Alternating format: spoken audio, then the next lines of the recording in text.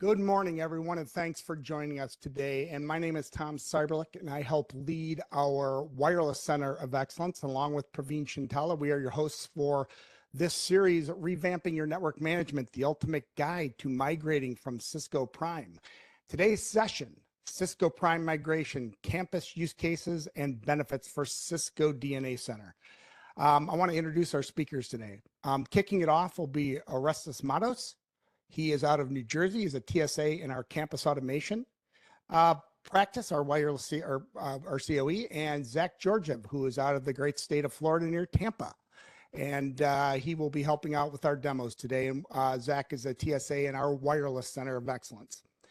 Our schedule moving forward, this is a series, and I'm sure if you've been on a few of these, you know that we're having a series, and we're going to run this series again.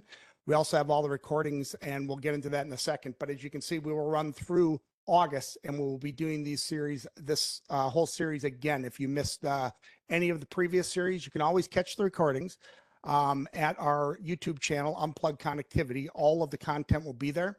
And I will be sending out both the PDF versions of the slides and all the links to our content today, sometime after this session. As always, we will have our Q&A panel with people standing by, our TSAs and our COEs standing by to answer your questions. We may ask some of those questions live, but be patient while we answer those questions, and we'll get to them as soon as possible. Lastly, we have a survey at the end of this. When you leave the session, there will be a survey, quick three question survey. We love your feedback.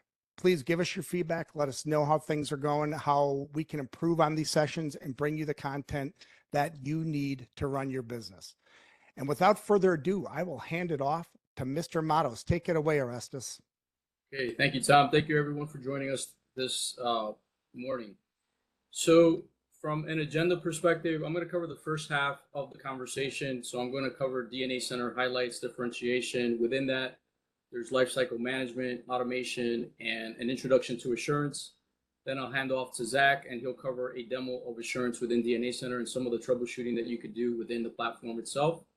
So this is not an all-inclusive conversation in terms of what DNA Center offers. It's just an introduction in terms of calling out some of those highlights, as I mentioned.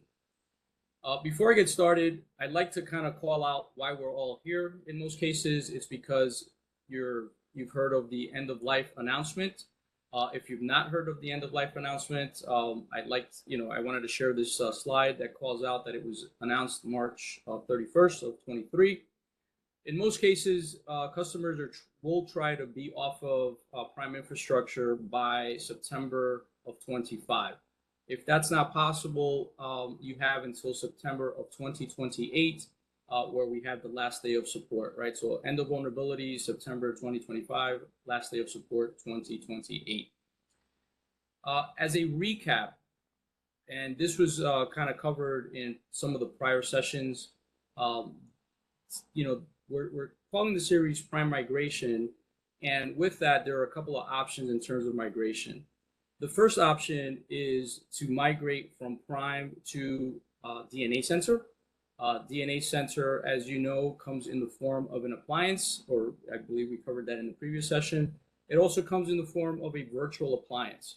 So that virtual appliance is in AWS today. In the future, it will be part of other cloud providers such as Azure. It is what we call infrastructure as a service, right? So that means that you're maintaining that instance in that cloud provider. Now, we'll cover the use cases of DNA Center, so that's option one. Option two is if your environment is heavy, let's say heavy Meraki hardware, it's a hybrid of Meraki and Catalyst. You love dashboard, there's maybe a transition towards cloud, or you want cloud as part of your overall strategy. Then we have a software as a service approach, which can include Meraki dashboard to be able to monitor the Catalyst portfolio as it relates to what's possible today. Those are technically today 1RU Catalyst devices. In the future, those will also include chassis based, and that is monitored. That is option two. Option three is is basically saying, well, I love the Meraki full stack. I love everything Meraki. we're going to transition to a full Meraki infrastructure. That is option 3, full onboarding of Meraki. Also in the future, as part of option 3, is the introduction of the ability to actually manage these Catalyst iOS XE devices. So we keep Catalyst iOS XE feature set functionality, but give you the opportunity to manage these devices within the Meraki dashboard. Again, this is for customers that are looking for SaaS and SaaS management of Catalyst devices. Option 3 is still kind of in the works, but that is the future direction for SaaS. So hopefully that is clear. It's been covered before, so I don't want to spend too much time on that. Let's go ahead and transition over to DNA Center and why we're all here. The first thing I'd like to call out is what DNA Center offers, right? So DNA Center offers visibility, observability, insights, automation, the zero trust, and the programmability. What that means, or what that correlates to from a development perspective in terms of how you'll see DNA Center develop. And by the way, we are currently at DNA Center version 2.3.5. That is the general available DNA Center. And what you'll see within the deck are basically calling out things that 2.3.5 supports. So from a BE of development perspective, there's these 4 buckets. There is the AI ops. So basically how we integrate things like artificial intelligence, machine learning, machine reasoning. We'll incorporate those capabilities in things like assurance, troubleshooting, and just overall understanding of your network.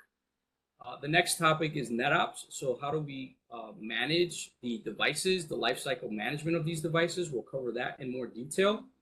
There's also SecOps. So how do I provide a secure environment for my, my estate? And basically, if you have initiatives such as zero trust, right? How can DNA Center help me deploy zero trust? We'll cover a little bit of that. And then lastly, we have the DevOps. So DevOps is for customers that are more focused in terms of APIs and being able to extract information out of DNA Center, or do pushes through DNA Center via APIs. That is all possible via the DevOps portion of DNA Center. So let's go ahead and transition over to lifecycle management. So I first like to cover, lifecycle management, what is possible from a DNA Center perspective. I believe that, this is kind of more like table stakes in terms of network management systems. In many cases, a basic network management system will give you some of these capabilities. We try to take it a step further, and we'll get into some of that. So day 0 is plug and play. Right, so we'll cover that, but basically the unboxing of a device, onboarding that device right from scratch with no counseling into that device. We'll talk more about that and how that works. Day 1 configuration and operations, so being able to apply any sort of changes day 1 or day N. Day 2 would be something like, okay, well now I've made a push through DNA Center. There's some compliance issue. I need to revert back to that original state, and how we track that is also within DNA Center and compliance. And then we also support patching capabilities. So if there's any P-certs that you need to be addressed, any upgrades, such as software image management, we could do that as well. And then this last one here is RMA workflow. The RMA workflow is basically if you have a failed device, you need to replace it. You could do that within this whole lifecycle management of DNA Center. So let's take a closer look at each one of these. The first one is plug and play. So the way that this works is, again, if I unbox a device such as a switch, I connect it up to my upstream device. Everything that you're buying net new within, with Cisco portfolio has VLAN 1 requesting an IP address. VLAN 1 gets an IP address. That scope would have an option 43 configured so that it can point back to DNA Center. And then this way, this is how that device will sit in this queue via option 43. Once the device is sitting in this queue, you would select it, you would hit this drop down under actions, and then you basically leverage the plug and play workflow. Within this workflow, you will be able to do an upgrade of software and also apply an initial template on the device for onboarding, right? So then now this device sits in your inventory, and now that device is onboarded. We also support, of course, brownfield. This example here is just for day zero devices or greenfield devices, but we also support discovery of brownfield as well. Next topic is templates, right? So we support two types of templates. One is called Velocity. Think of that as your notepad, very basic functionality from a Velocity template perspective. The second type of templating is called Jinja. So Jinja gives you a little bit more flexibility if you're, comfortable with Python scripting. Jinja will be second nature. But ultimately, what these templates are looking to do is provide you with the ability to have, let's say, 95% of your configuration already sitting in these templates. And then the 5% to 10% where you need uniqueness to the device in terms of name, default gateway, VLAN numbers, etc., you could variabilize that. And so when you apply these templates, then you would answer those questions or fill in those questions so that we can apply the appropriate template for the appropriate location for the appropriate device. So hopefully that makes sense. And then we also use templates for things like day end.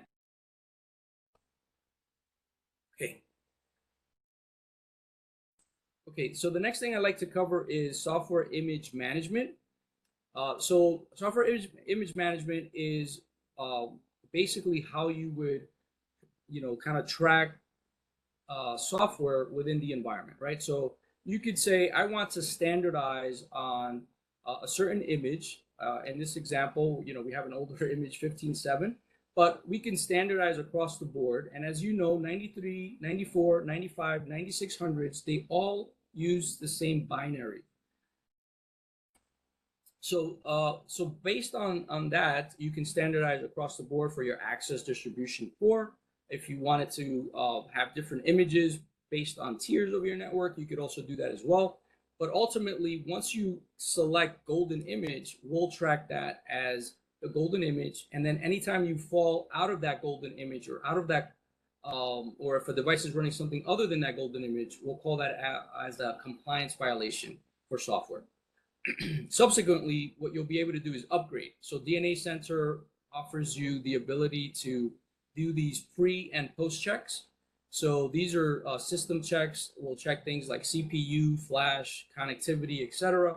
We'll also allow you to incorporate your own custom checks. So those could be a series of show commands that you can have there for validation in terms of pre and post upgrade. And then the last thing here is the ability to actually do patching. So Cat9Ks do support patching. So for those switches that support the patching capability, you'll be able to do that right from DNA Center. Another thing I'd like to mention is our closed loop integration. So for customers that have things like ServiceNow, which tends to be pretty popular with our customer base, you do have the ability to integrate ServiceNow. So that means that when I have that device that needs to be upgraded, DNA Center will create 2 requests for change tickets within ServiceNow. Once those tickets are approved, then DNA Center will go ahead and execute the upgrade of the distribution of software first, of course, and then the upgrade of that device based on the timeline that you've allocated from a maintenance window perspective. Once those devices are upgraded, then DNA Center will update the request or the ServiceNow request for closure. So again, closed loop integration, we have other examples, but I just wanted to share this first example with you.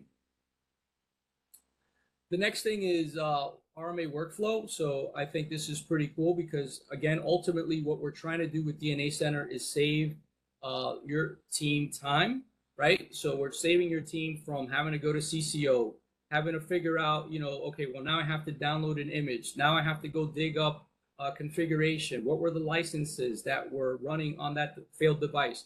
The RMA workflow will basically replace a like-for-like device. So if it's a 24-port device, you need to have a 24-port replacement. If it was a 48-port, you need to have a 48-port replacement. So, but ultimately, the workflow will give you all this information and kind of get you up to speed quicker, faster than ever before. So again, this is pretty cool in terms of NetOps and efficiencies in terms of any sort of failures in the environment. Configuration drift. So configuration drift tracks any sort of changes in configuration, right? So we'll track if any lines of config were removed, if anything was added. You can compare 2 moments in time. We can track up to 50 different configs per device. And as of our latest releases, we are also tracking who made these changes, right? So the user and what method, and also the login IP of that of how that change was made. So ultimately, what we're doing here is that we're tracking also in-band. So in-band means that DNA Center made that change. Out of band means that the change was made outside of DNA Center. So we'll also track that as well. From a compliance perspective, this is per device centric. These tiles, in some cases, are static per device. In some cases, they're dynamic. So an example is if you provision something called application visibility and control, or software-defined access, also known as Fabric, you will see those tiles pop up per device. Now, in this case, what I am calling out is the end of life, and we'll talk more about that in the next slide. But we could track end of life, startup versus running, which basically calls out, did someone forget to do a write mem on that device? If so, you could actually do a sync right from DNA Center. Network profiles, did someone make a change to one of the templates? And if so, we'll call that out as a violation. Software image management, is that device running a version other than that golden image that I've defined earlier? And then critical security advisories is, are there any critical advisories as it relates to this device and its version of software? And we'll talk more about security advisories in the upcoming slides. As far as the end of X, I wanted to highlight that one because that is a relatively newer tile that we added, or newer capability that we added within DNA Center. My understanding is that this is also something that Prime had or has, and it was a long time coming in terms of capability within DNA Center. So it's finally here. The good news is that we can track hardware, software, and modules, and we'll track all those different milestones, right? So we'll track announcements, we'll track end of sale, last ship, end of vulnerability, and last day of support. So hopefully that is good news. Again, this will save you a boatload of time. As it relates to security advisories, we do have a separate area. So I showed you the critical advisories. So that is just for critical advisories, but we do track critical, high, medium, low advisories. And we'll basically import all of the P-certs into DNA Center, compare that to the inventory that you have under DNA Center management, and correlate at a minimum the version of software with that P-cert. Now, if you wanted to reduce any sort of false positives, you have 2 options. The first is to leverage something called an add match pattern. The add match pattern will allow you to enter a reg expression to say, okay, do I in fact have a match or not? Alternatively, for customers that are looking at CX Success Track and CX Success Track Level 1, we will actually look at the config for you and make that correlation on your behalf. So no need to leverage the add match pattern if you are leveraging Success Track Level 1. And again, that helps automate the, and reduce the false positives overall. So hopefully that is great news. I'll just kind of call out that many customers tend to like this capability for the reason of them trying to stay ahead of their security teams. So IT teams or network teams, traditional network teams, don't like to hear that they have vulnerabilities in their network, right? And the security team does a good job in saying, hey, you have all these different vulnerabilities that you have to take care of. Well, now the good news is that you could get ahead of those vulnerabilities by leveraging security advisories, for example. All right, the next thing is PoE dashboard. So we do track, or we can help you track the consumption of PoE within the environment. So this dashboard is supported for devices on, 9200s, 9300s, 9400s, as well as the 3850. So basically your IDF closet switches, it has to have 17.3 software, and you do have to turn on something called netconf port 830. But ultimately, what we're doing here is we're leveraging streaming telemetry capabilities and leveraging that to inform the PoE dashboard of the number of PoE devices, the PoE allocation, right? So how many devices are leveraging 15.4 versus 30 watts versus 60 watts, 90 watts, etc. The load per switch, and also the type of PoE devices consuming PoE power.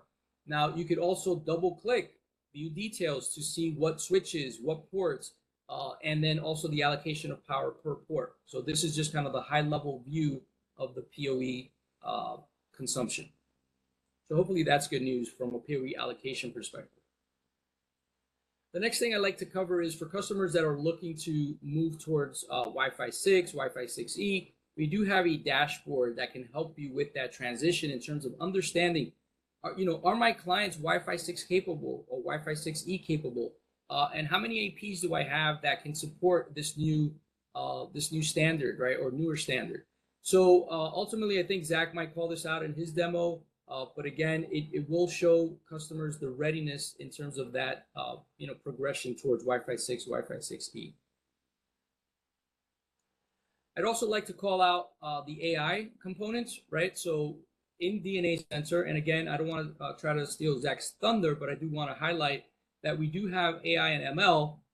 So in this case, onboarding experience, how much time did it take?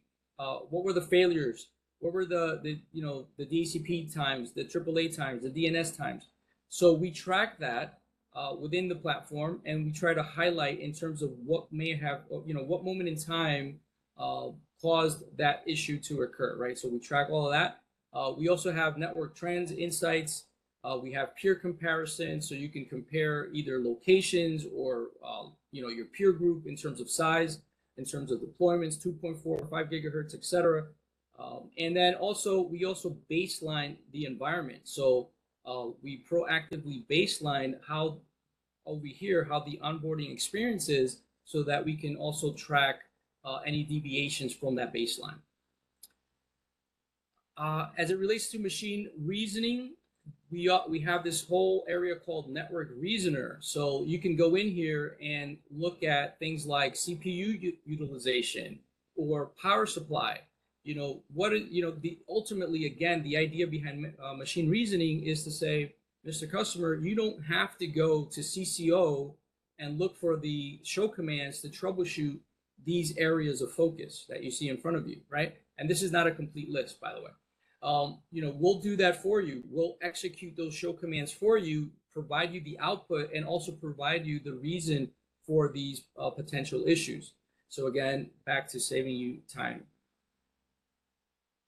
We also have a host of reports that we track. You could export these as PDF, CSV, Tableau. If you have Tableau, JSON, we support email, we support webhooks. All of those are covered under DNA Center reports. So that was lifecycle. Let me quickly cover some use cases for automation. The first one is, that DNA Center can help provision Docker applications on your 93s and 9400s. This example is just basically calling out ThousandEyes, which is included in Advantage licensing for a 5-minute test. So if you have Advantage licensing, if you're interested in ThousandEyes for additional visibility, take advantage of that. But ultimately, DNA Center can help automate the provisioning of applications in the environment for additional troubleshooting purposes. The next thing is quality of service. So if you've ever wanted to deploy quality of service, I want to treat my application, I want to prioritize certain applications, but quality of service has always been something difficult to deploy across the board, end to end, in my campus, etc. DNA Center understands your switching environment. The idea here is that you are providing the intent. The intent is for me to do quality of service. DNA Center understands that intent and will provision your network accordingly. So the intent in this case would be to provision 11% of bandwidth for voice, 10% for broadcast video. So we'll take those classes, allocate them accordingly. You do have flexibility in terms of adjustment. You could either deploy a Cisco validated design or customize the allocations based on your particular environment. And you also have the ability to change the markings accordingly. Now, you can't honor traffic if you don't understand traffic, right? If you don't know what applications are traversing your network. So basically, we have something called controller-based application recognition. This is an enhancement to something called NBAR, network-based application recognition. And ultimately, what you'll be able to do is recognize these applications up to close to 1500s with NBAR 2 support. But in addition, you could also incorporate homegrown applications so that DNA Center will create what we call a custom protocol pack, distribute that into the environment, and then now you can honor that homegrown application accordingly or based on your quality of service settings. The next one is, let's see, if you wanted to automate the access layer in your environment, right, where you say, I trust DNA Center to go ahead and provision my environment as a layer 3 routed access, DNA Center will use the ISIS routing protocol and provision that environment for you. All you have to do is allocate IP address pools that DNA Center can grab from, and then you're off and running. The next thing is, again, for customers that are looking at zero trust or segmentation in their environments, DNA Center can help automate that. So we can create a fabric environment. We can help with macro and micro segmentation. We can assist with a one policy approach to wired and wireless. So basically, it doesn't matter if your users are onboarded via wired or wireless, we'll treat and apply policy the same. We do leverage something called Identity Services Engine as a part of that, etc. So if you're interested in more details, please reach out to the account teams. And then also, I need to understand my endpoints, right? I can't have proper policy without understanding the endpoint. So this is where endpoint analytics comes in. So once you understand your endpoints, we can help with things like profiling these devices for better policy. So endpoint analytics ties back to ICE for appropriate policy application. And then we also integrate with things like AI. We could crowdsource, understand, devices that have not been properly identified. Orestes, I'm just going to interrupt you for 1 second. Sure. Apologies, the Q&A panel was not showing up earlier due to a user error on my part, but it is now showing up. So if you do have questions, please post them in the Q&A panel and we'll get them answered as quickly as possible. Okay, perfect. So I'd like to transition over to just a quick introduction to assurance. So this use case here, as you can see, is a wireless use case. So there is a lot that has to work seamlessly in order to have your users have a seamless wireless experience, right?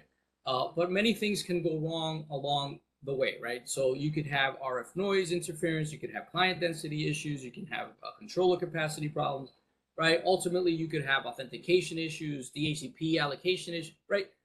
Many things can go wrong. You have your customers breathing down your neck saying, hey, fix my problem. But, ultimately, what is the problem? Where is the problem? And then how fast can you fix that problem? So that is what assurance does for you, right? Again, saving you time back in your day, getting you back on your feet, getting your network back up and running, etc. So assurance consumes streaming telemetry, NetFlow, syslog, SNMP. It takes all this information, it correlates this information, and it tries to identify issues in the network proactively. As we're not waiting for you to be reactive to these issues. We want to be proactive in many cases. So the idea here is that once we identify these issues, we don't leave you hanging. We actually provide you with remediation steps to be able to resolve the issues that have been identified. Okay, so with that, I'd like to transition over to Zach so he can take you the rest of the way. Thank you for your time. We appreciate your time today. So thank you. And please ask your questions.